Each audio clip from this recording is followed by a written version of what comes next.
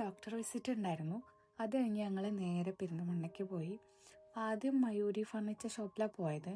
അവിടെ നിന്ന് 1-2 സാധനങ്ങൾ മേടിക്കാനുണ്ടായിരുന്നു. പക്ഷെ ഞങ്ങൾ ചെന്ന സാധനം കിട്ടിയില്ല. വേറെ 2-3 സാധനം മേടിച്ചിട്ടാണ് പോകുന്നത്.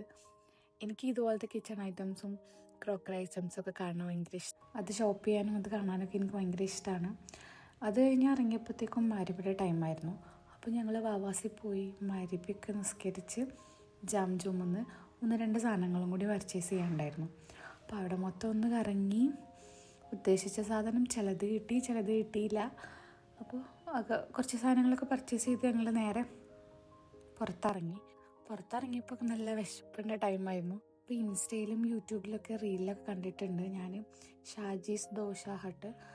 അപ്പോൾ അവിടെ രാമശ്ശേരിയിൽ ഇഡ്ഡലി, പൊടി ഇഡ്ഡലി, അങ്ങനെ കുറേ വെറൈറ്റി ദോശ ഇഡ്ഡലിയൊക്കെ ഉണ്ട്. അപ്പോൾ ട്രൈ ചെയ്യാൻ വിചാരിച്ചു.